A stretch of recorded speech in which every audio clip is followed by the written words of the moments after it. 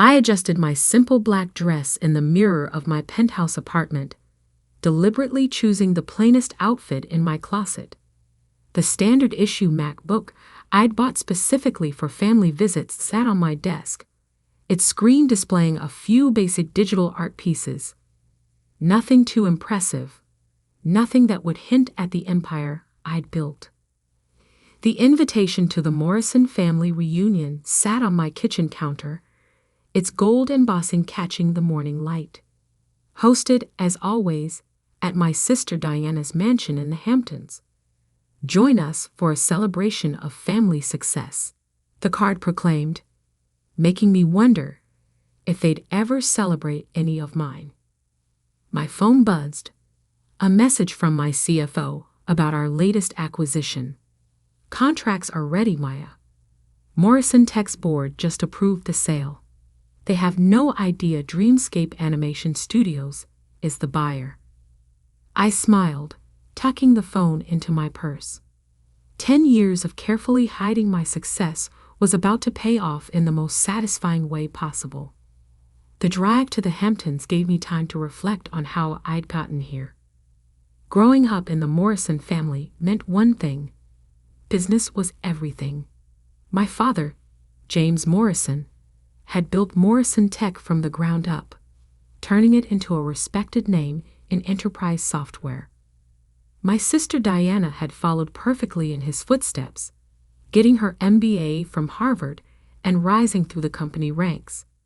And then there was me, the disappointment, the daughter who spent her time doodling in notebooks instead of studying business strategies. Art isn't a career, Maya, my father would say, his voice heavy with disapproval. It's a hobby at best, a distraction at worst. I remember the day I told them I was majoring in animation at art school instead of accepting my place at Wharton. The silence in our dining room was deafening. "You're throwing your life away," Diana had said, while our mother quietly dabbed at her eyes with a napkin, as if I'd just announced a terminal illness. What they didn't know, what I never told them, was that I'd also been taking night classes in business administration. While they thought I was wasting time at art school, I was actually building the foundation for something bigger than they could imagine. My first animated short film won a student competition. The prize wasn't much, $5,000 and some industry recognition, but it was enough to start. I used the money to hire 2 other artists, working out of my tiny apartment to create content for small businesses. That's when I discovered something interesting. The corporate world was desperate for good animation. Training videos, marketing materials, product demonstrations. There was a huge market for high-quality digital content, and very few studios that could deliver it professionally. Within 2 years, my little team had grown to 15 people. We incorporated as Dreamscape Animation Studios, with me using my middle name, Phoenix, on all the paperwork. Maya Phoenix, not Maya Morrison, became the name behind what would grow into one of the most innovative animation studios in the country. The family never knew, of course. To them, I was still just Maya, the struggling artist who occasionally sold a digital piece online or did freelance work for local businesses. Every time they asked about my career, I gave them just enough information to maintain the illusion. Diana's mansion came into view, its manicured lawns and perfect landscaping exactly what you'd expect from someone who measured success in square footage. Cars lined the circular driveway, all luxury brands, all making my deliberately modest Honda Civic look even more out of place. I parked at the far end of the drive, taking a moment to check my reflection again. I'd left my designer clothes at home, worn minimal makeup, kept my hair simple. Everything about my appearance had been carefully curated to maintain the image my family had of me. The struggling artist, the family disappointment. Maya. My mother's voice carried across the driveway as I approached the house. "We were starting to wonder if you'd make it." I returned her air kiss, noting how her eyes quickly scanned my outfit, probably calculating its cost and finding it appropriately underwhelming. "Traffic," I explained, following her into the house, "and I had to finish a commission." "Oh, someone actually paid for your drawings?" The pause before drawings was subtle but deliberate. If she only knew that just yesterday I'd signed off on a $50 million contract with a major tech company for a series of animated training programs. Instead, I smiled sheepishly. Just a small business website. Nothing exciting. The house was exactly as I remembered it from previous gatherings. Ostentatiously decorated, designed to showcase the Morrison family's success. Photos lined the walls. Diana at her Harvard graduation, Diana with the Morrison Tech board, Diana on the cover of Business Weekly. The single photo of me was from high school, before I'd disappointed everyone by choosing art over business. The great room was already full of relatives when we entered. Conversations about stocks, mergers, and market trends filled the air. My cousin James was holding court near the fireplace, talking about his hedge fund's latest acquisition. Aunt Patricia was showing off photos of her son's new startup. And there, in the center of it all, was Diana, perfectly coiffed in what I recognized as a $12,000 Oscar de la Renta dress. "Maya," she called out, her voice carrying that familiar note of condescension. "I'm so glad you could take time away from your art to join us." She embraced me briefly, careful not to wrinkle her dress. "You look," she paused, searching for a diplomatic word, "comfortable." "Thanks," I said, pulling at my target dress self-consciously, playing the part she expected. "Your dress is beautiful." "Oscar de la Renta," she confirmed, smoothing the fabric. "A little celebration for closing our latest acquisition. Morrison Tech just bought out our biggest competitor in the enterprise software space." I bit back a smile. If only she knew that in less than 24 hours, Morrison Tech itself would belong to my little art studio. "That's wonderful," I said. "Things must be going well." "Better than ever," she beamed. "In fact, I was just telling everyone about our next big move. We're branching into digital content creation, animations for corporate training, marketing, that sort of thing." My heart skipped a beat. This was exactly why I'd moved to acquire Morrison Tech. They were planning to enter my territory, potentially becoming a major competitor. Instead, they were about to become part of my empire. Not that Diana knew that yet. "Animation?" I asked innocently. "That sounds complicated." Diana laughed, the sound carrying across the room. "Oh, Maya, it's all business strategy. The actual drawing part is just technical work. We'll hire people for that. People like," she gestured vaguely in my direction. Well, Other relatives had drifted over, drawn by Diana's laugh. "Still drawing cartoons, Maya?" my cousin James asked, not bothering to hide his smirk. My fund is always looking for administrative assistants if you want a real job." "Thank you," I said quietly. "But I'm doing okay with my art." "Okay?" Diana raised an eyebrow. "Is that why you're still driving that old Honda? Still living in that tiny apartment?" They had no idea that I owned the entire building where my tiny apartment was located, or that my car collection included a Porsche and 2 Teslas. The Honda was just for family visits. "I get by," I shrugged. "Not everyone needs a mansion." "Getting by isn't the same as succeeding." My father's voice came from behind me. I turned to find him watching me with that familiar look of disappointment. Diana's latest deal is worth more than you'll probably make in your entire life drawing pictures. I felt a flash of anger but pushed it down. In less than a day, they would all learn just how wrong they were. The contracts were signed, the press release written. By this time tomorrow, Maya Phoenix would be revealed as the CEO of Dreamscape Animation Studios and the new owner of Morrison Tech. But for now, I just smiled and excused myself to get a drink. Let them have their moment of superiority. Let them believe what they'd always believed about me.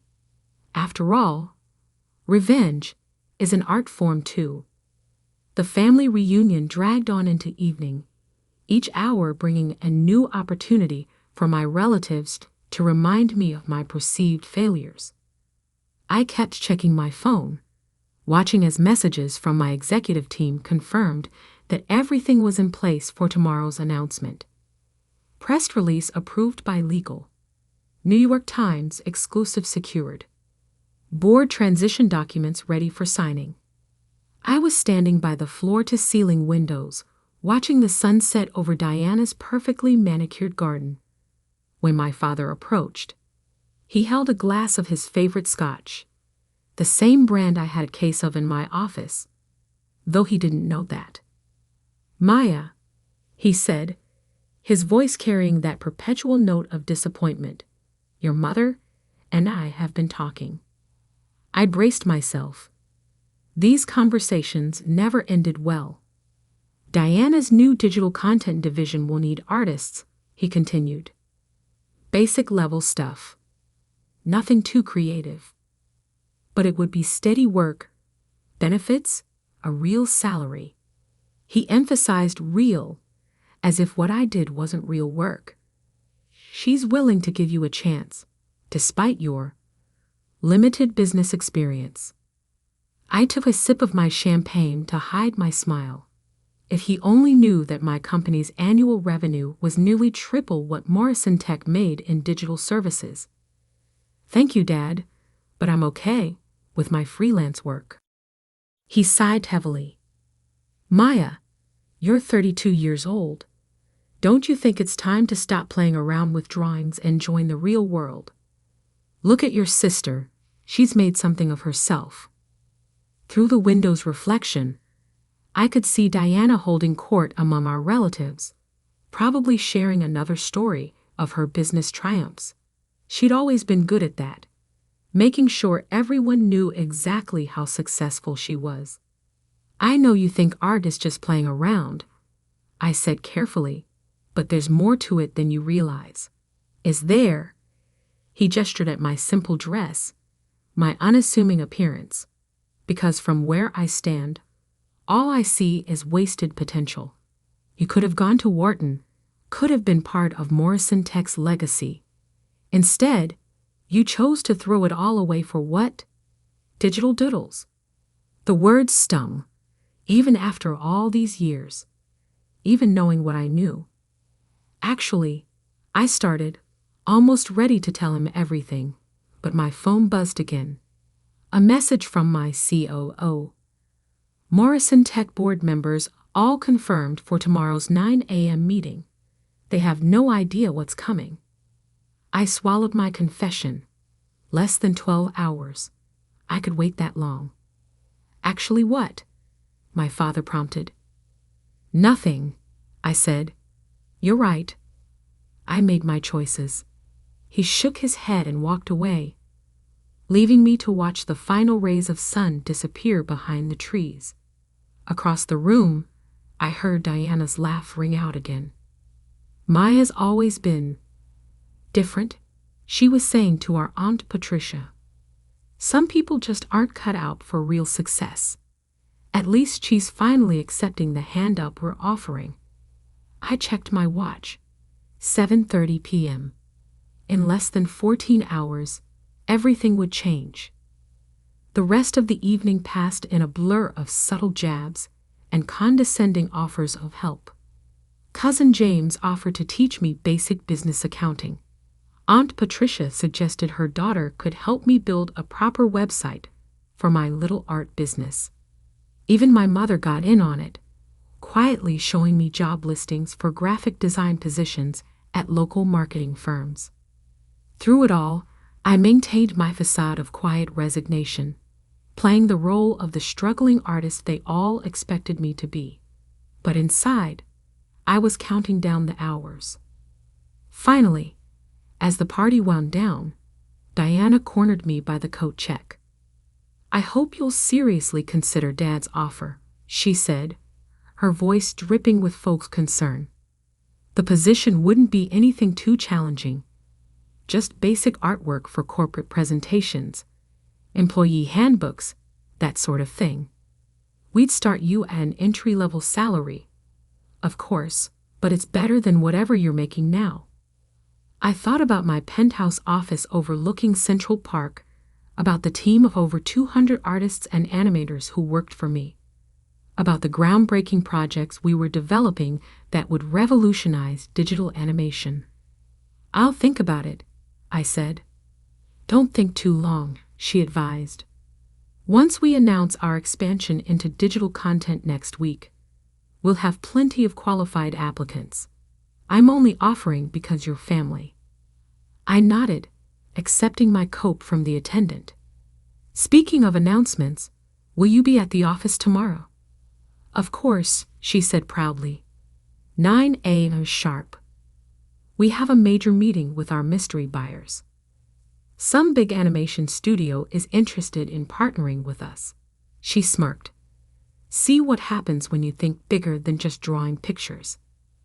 "Good luck with the meeting," I said, turning to leave. "Maya," she called after me. "That outfit you're wearing, if you do decide to take the job, you'll need to dress more professionally. Appearance matters in the corporate world." I looked down at my intentionally modest dress, thinking of the closet full of designer clothes waiting at home. I'll keep that in mind. Driving home, I finally let myself feel the full weight of what was about to happen. 10 years of hiding my success, of letting them believe I was a failure, all leading to this moment. Back in my penthouse, I hung up my struggling artist costume and changed into silk pajamas that cost more than Diana's precious Oscar de la Renta dress. My real laptop, not the prop I took to family functions, was open on my desk, displaying the final acquisition documents for Morrison Tech. A message popped up from my assistant. "Everything's set for tomorrow. Car will pick you up at 8:30 a.m. The Morrison Tech board doesn't know you're attending the meeting." I poured myself a glass of scotch, the same brand my father had been drinking, and walked out onto my terrace. The city lights sparkled below, a canvas of electric stars. Somewhere out there, Diana was probably still basking in her imagined triumph, telling her husband about her plans to give her struggling artist sister a chance at a real career. My phone rang, the private line only my executive team had access to. It was Marcus, my COO. "Maya," he said when I answered, "just wanted to confirm you're ready for tomorrow. Once we make the announcement, everything changes. Your family?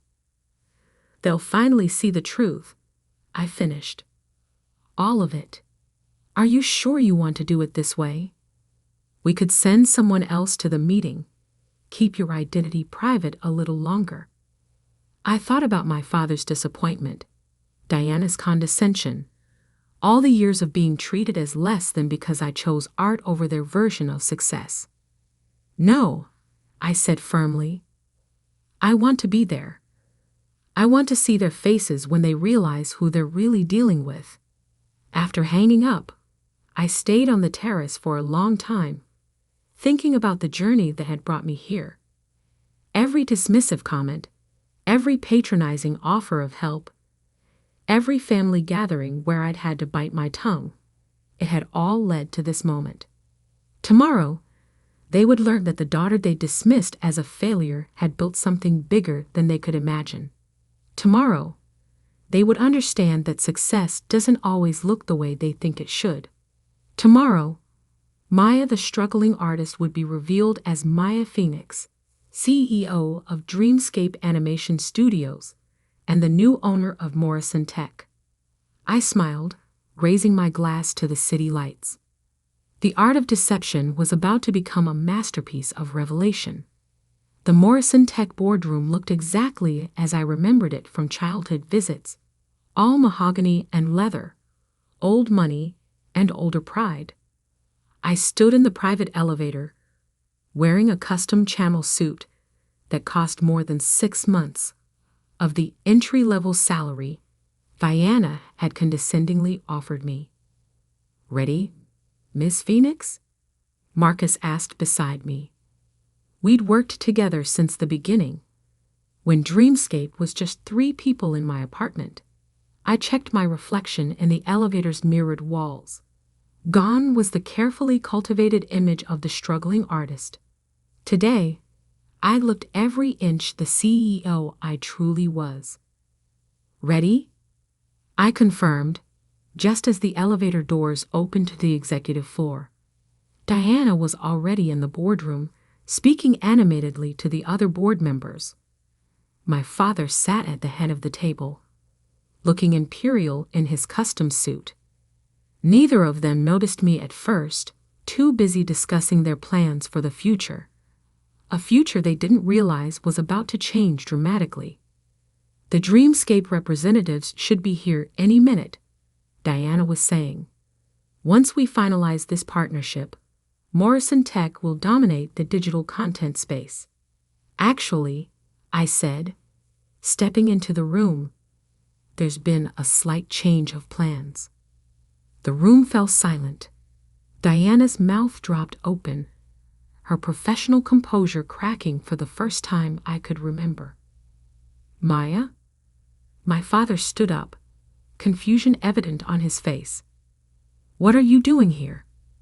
"This is a private board meeting." I smiled, placing my briefcase on the table. "I know exactly what this meeting is. In fact, I called it." "This is ridiculous," Diana snapped, recovering her voice. "Security." "Won't be necessary," Marcus said smoothly, stepping forward. "Miss Phoenix has every right to be here." "Phoenix." Diana's eyes narrowed. "Her name is Morrison." "Actually," I said, opening my briefcase and beginning to distribute documents, "Maya Phoenix is my professional name. The name I used to build Dreamscape Animation Studios from the ground up. The name that's about to become very familiar to everyone in this room." The blood drained from my father's face as he looked down at the documents I placed in front of him. Acquisition papers, final sale contracts, press releases ready to go. This is impossible," he whispered. "Is it?" I took my place at the opposite end of the table. "Let me tell you a story about a girl who loved art and business equally. Who took night classes in business administration while attending art school. Who saw an opportunity in the market for high-quality corporate animation and built a company that now grosses over $100 million annually." Diana was frantically flipping through the papers, her hands shaking. You're Maya Phoenix, the CEO of Dreamscape?" "The same," I confirmed. "The company you've been trying to partner with, it's mine, has been since I founded it 10 years ago, right around the time you all decided I was throwing my life away." But you're just an artist," Diana stammered. "You live in a tiny apartment. You drive a Honda." I couldn't help but laugh. "I own the building where that tiny apartment is located. The Honda is just what I drive to family functions. Would you have preferred I showed up in my Porsche? Given you one more thing to assume I couldn't afford." My father was still staring at the documents, particularly the page showing Dreamscape's current market valuation. "All this time," he murmured. "All this time," I agreed. "Every family gathering where you mocked my career choice. every condescending offer of help, every comparison to Diana's real success. I was building something bigger than Morrison Tech could ever dream of being. Why? Diana demanded. Why hide it? Why let us think? Because you never would have accepted it. I cut her off. You would have tried to take control, to make it part of the Morrison Tech empire. You would have turned my vision into just another division of your company. I needed to build this my way, on my own terms. I stood up, smoothing my designer suit. And now, as of 9 a.m. this morning, Dreamscape Animation Studios is the proud owner of Morrison Tech. We'll be restructuring the company, focusing on innovation rather than tradition. Diana, your position as CEO will be eliminated, though you're welcome to interview for a role in our creative department. Father, you'll be transitioned to an advisory role until your retirement next month. The silence in the room was absolute. Even the other board members, who usually deferred to my father in everything, sat in stunned silence. You can't do this, Diana finally whispered. Actually, I can and I have. The board approved the sale last week, though they didn't know I was the buyer. The contracts are signed. The press release goes out in... I checked my watch. Approximately 10 minutes. As if on cue, my phone buzzed. The New York Times exclusive was live. Art meets tech. Dreamscape Animation Studios acquires Morrison Tech in surprise deal. CEO Maya Phoenix reveals plans for digital innovation. I turned my phone around, showing them the headline. By the way, Diana, about that entry-level position you offered me yesterday, I'll have to decline. I'm afraid I'm overqualified. The next hour was a blur of legal formalities, shell-shocked board members signing transition documents, and my father sitting in stunned silence at the head of the table that was no longer his to command. As the board members filed out, leaving just my family, Diana finally found her voice again. All these years, she said, her voice hollow, you let us believe you were struggling. You let us pity you. No, I corrected her. You chose to pity me. You chose to see what you expected to see. The failed artist, the family disappointment. You never once considered that I might be capable of more. My father stood up slowly, looking older than I'd ever seen him. Mina, save it, I said, but not unkindly. I didn't do this for revenge. I did it because it was the right business decision. Dreamscape needs Morrison Tech's infrastructure to expand, and Morrison Tech needs our innovation to survive in the modern market. I gathered my things, preparing to leave. There will be a family dinner tonight at Le Bernardin to formally announce the merger. I trust you'll both be there. They nodded mutely. Good. Oh, and Diana? I paused at the door. To dress professionally. Appearance matters in the corporate world, after all. The ride back to my office was quiet. Marcus knew me well enough to let me process everything in silence. It wasn't until we were in my penthouse office, overlooking the city, that he spoke. Feel good? I looked out at the city, thinking about the path that had led me here.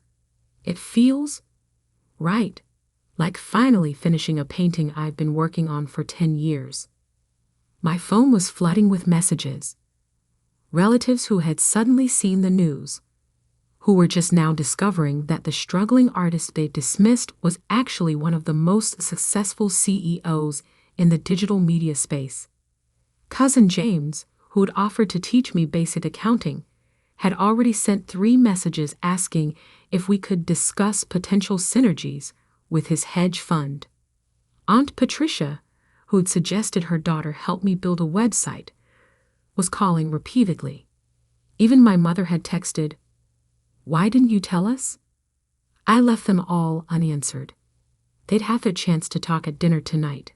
Instead, I opened my laptop and began working on the speech I would give to Morrison Tech's employees tomorrow. They needed to know that while leadership was changing, their jobs were secure, as long as they were willing to embrace innovation and creativity. A final message came through from Diana. I need to understand.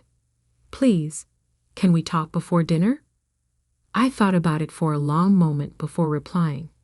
Come by my office, the real one. Top floor of the Phoenix building on 5th Avenue. The security desk will be expecting you. An hour later, Diana stood in my office, looking distinctly uncomfortable. Her eyes darted around the space, taking in the original artwork on the walls, the view of Central Park, the clear evidence of success she'd never noticed before. Why? She asked simply. Why what? Why did I hide my success? Why did I buy Morrison Tech? Why did I let you all believe I was a failure? All of it. I gestured for her to sit, because you and Dad never would have accepted my success on my terms. You would have tried to make it fit your definition of achievement. Board meetings, quarterly reports, traditional corporate structure. But Dreamscape succeeded precisely because it wasn't traditional. We innovate. We create. We do things differently. But we're family, she protested. We could have helped. Like you helped yesterday. I raised an eyebrow, offering me an entry-level position out of pity. That's not help, Diana. That's control. She had the grace to look embarrassed. I never knew, never even suspected, because you never looked. None of you did. You saw what you expected to see, the artistic sister who couldn't cut it in the real world. You never considered that art and business might not be mutually exclusive. Diana was quiet for a long moment, looking out at the city view. What happens now? Now we move forward. Morrison Tech becomes part of Dreamscape, and we build something new together. If you're willing to learn, to adapt, there could be a place for you here. But not as CEO. Not anymore. She nodded slowly, understanding dawning in her eyes. You're not just my little sister anymore, are you? I never was just your little sister, I corrected her. You just never saw who I really was. That evening, as I stood addressing our extended family at Le Bernardin, I saw something I'd never seen before in their eyes. Respect. Not pity, not condescension, but genuine respect. To new beginnings, I raised my glass, and to the art of success. Later that night, back in my penthouse, I opened my old sketchbook, the one I'd carried through art school, filled with the early concepts that would become Dreamscape's first projects. On the final page, I'd written a quote that had guided me through all these years. The greatest art lies in hiding your mastery until the perfect moment of revelation. I smiled, closing the book. My masterpiece was finally complete.